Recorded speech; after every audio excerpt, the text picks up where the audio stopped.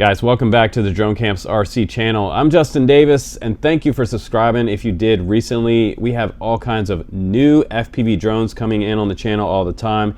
And the popular trend right now is sub 250 grams DJI 03 quads. They just keep coming in the door. We saw another one recently, the Beta FPV, little tiny Pavo 20, and this one is similar size, but we have upgraded motors on this IKUN 20. So it's a little more power system on here, a larger frame, larger motors, more props. We have 5-blade 2-inch props on this one, and I have a vertical stack DJI 03 in the very back with that singular dual antenna. We have TBS crossfire on here. It has a little port on the bottom for a JST connector to a micro USB cable that can fit on there that goes up to the flight controller for beta flight. So we're gonna fire up some 3S batteries today. We're gonna fly this one indoors.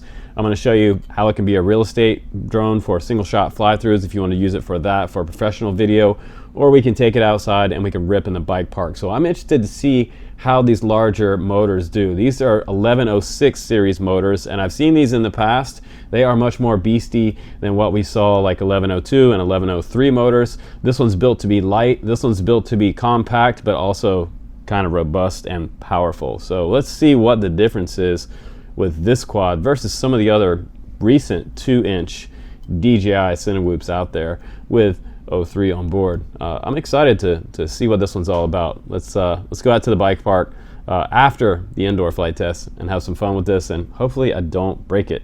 I do have extra prop guards, so we'll see what happens. Come along with me and do some flying. All right guys, welcome to the flight test. I know some of you guys wanted to see some actual flying footage, so I'm just gonna plug it in real quick. And we're gonna fly it around line of sight for you, and I'm also show you a punch out. So let's go ahead and arm it and come up. And right now I'm running a 3S 750 pack. So I am in stability mode. I hear those 1106 motors telling me that they are ready to rip. Okay, let's do a little punch out. Let's come back over here before I lose it. 1, 2, 3. Hey, come back. Nice power. That's feeling good. So let's go ahead inside, do a little ripping inside, and after that we'll do some freestyle. As always, pilot's perspective review. Here we go.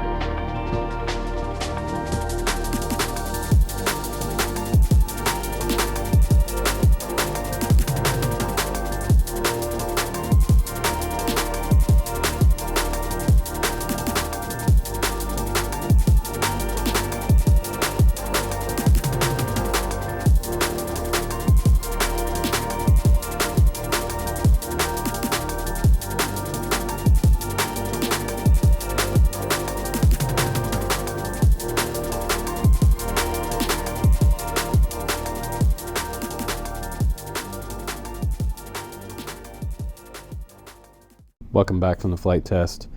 The quad on the scale weighs 143.5 grams without the battery. Now with a standard 3S 650 battery with an XT30 connector on here, we're weighing in at still under 250 grams at 203.7 grams. Now okay, we're about to get as real on this channel as it ever gets, and I always tell you guys that I do honest reviews. I do it from a pilot's perspective. It's not an advertisement, blah blah blah. Okay, StpHobby sent me this RushFpv. My friend Chris hooked me up with this quad. Now, I did the interior fly through. It did great. This thing is a beast. It's meant to be robust, tiny, and you know, it's supposed to rip. It's also supposed to be able to slow down and do real estate videos for interior fly-throughs like we've seen with the Pavo 20 series. A very light form factor, you can start out with this quad around $200 for an analog version of this one. You can move up to something like the Wasp or the Cadex Vista for around $300, and $400 will get you, the DJI 3. And you won't have to put a GoPro in there or any other type of decased GoPro. Now, the thing with this is, here's where it's going to get interesting. You didn't see the outdoor part because when I went to the bike park, I plugged in my battery and a puff of white smoke came out of the flight controller. Now that may have been after we did the exterior flight test, or maybe we had a crash inside the house. I did have a crash inside the house. It did land in the sink. There may have been a drop of water on the flight controller. So that being said, it might not be RushFpv's fault, and it's likely not. It's also wet outside today, but I'm just going to give you some feedback on what I've got here as far as flying it through the house. It ripped through the house. Like, go back and look at that footage again. This thing was hauling ass, and the cool thing about it was that it wasn't just kind of hauling ass without control. It has a really good tune on here. The tune on this quad is excellent. So that gave me power and control, and it felt like the lines through the house were really good. So that made me crazy excited to take this outside and fly it in the bike park for you, because I knew it was going to be a ripper, and I had picked out a track for that flight test. I already had it on my phone. I was about to start ripping and playing my hip hop track, and just really throw this one around on a 3S 650 battery. And I had a whole pocket full of them. I was ready to rip, and I was so excited about this, but this flight test got cut short, and it could have been a drop of water in here somewhere. I would have to take this thing apart and really go dive into it, but I think what you get from what you've seen today is the fact that it does rip. All right, now that we're past that part of the review, man, that sucks. But that's the way it goes with reviews sometimes. Sometimes you win some, sometimes you lose. And in this case, man, did I lose. So, yeah, this one came to me, and out of the box, again, my first impressions were very similar, but in a smaller size format, like the Pavo 25 V2. Remember that one? That one was only a few days ago. It has huge 1505 motors on here. Here it is. It's more of a beast. Now, the motors powering this bad boy, again, are the 1106 6,000 kV motors, and those are running Gemfan ducted 51 millimeter 5-blade props. These are 2020 style props if you want to try some of these. I have the numbers right here, and you can give those a try if you want. You can look them up. I'll try to put a link down below if I find some. Also in the box, I got 2 extra sets of prop guards, which is great because the first thing I did was plug this in, flight test it on the bench, and it kind of flew under the bench, got away from me, and hit the metal post of the bench right on the outside of this prop guard. And I thought that, well, these are going to be broken, and the good news is that these are actually pretty durable. They are injection molded plastic, and other quads like the Cinewhoop series, the 20 would have absolutely shredded and crashed and broke up the prop guards. These are made a little thinner than a lot of the other prop ducts guard out there. They're not really ducted.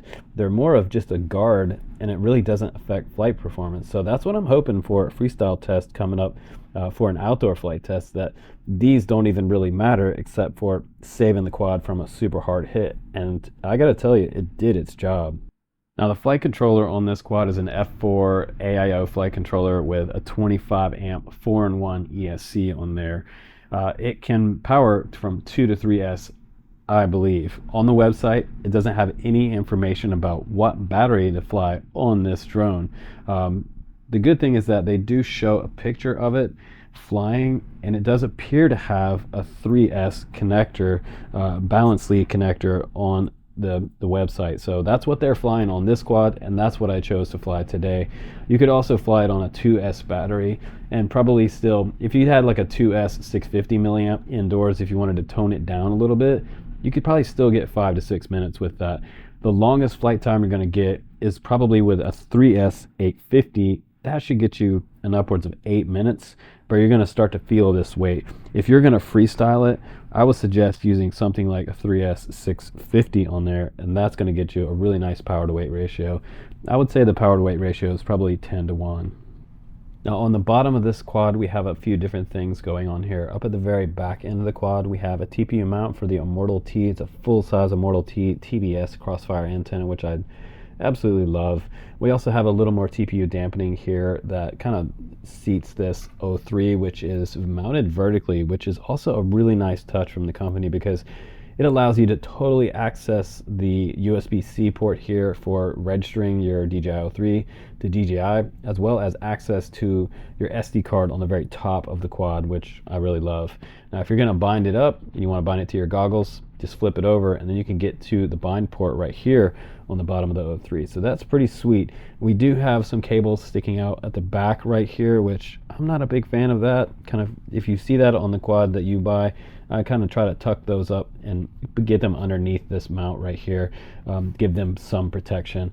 Now we also have access to the TBS Crossfire Nano antenna or receiver right here, and I was able to bind that up pretty easily just sticking my bamboo skewer up through there. If you're brand new to this hobby, you should try to always use a bamboo skewer. Don't stick your driver in there because you can touch something and have a puff of white smoke.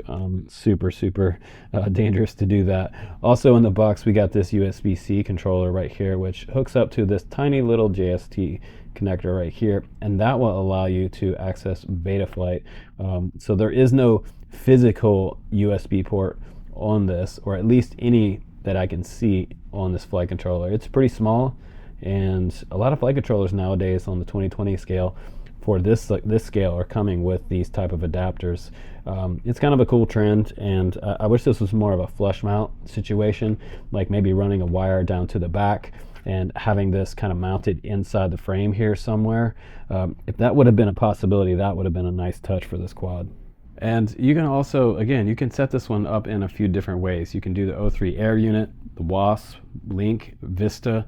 You can also do the Tank Mini if you want to go analog. That's a cool little VTX that they make. It's a tiny little analog transmitter. And you can also do a micro HD from Walk Snail as well. So Walk Snail, Vista, Link, Air unit, or analog. This quad covers it all as far as versatilities for different video systems. So that's kind of nice that they have that. I also like the fact that this one has a pretty large strap on here, and it's more of a full size type of strap. You could almost hold on like a 4S larger battery with these types of straps. And I also got an extra one in the box, which was also pretty cool. But for the value of what it is, it's kind of a competitor to the Pavo series. Thank God we have that, because it seems the Pavo series is doing pretty good, and I think that it's good to have competition out there, and it's really fun to review these sub 250G DJI 03 quads. They're just a ton of fun, and if you don't have one yet, you should definitely pick one of the litter. We'll have to do kind of a best of coming up, but since it's going to be the end of the year.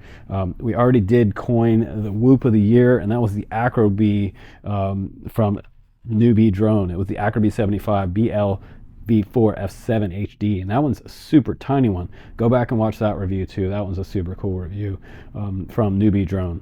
Probably the smallest 03 type of Cinewhoop that I've flown yet, and this one's just meant to be a ripper, and it's meant to be a competitor to something like Beta FPV's Pavo 20. So yeah, watch both reviews and see which one fits your bill better. Are you somebody who takes more hits, crashes more often? You'll probably want this one. If you're flying indoors more and you're not worried about flying outdoors, grab the Pavo 20, but I think this is a better outdoor choice.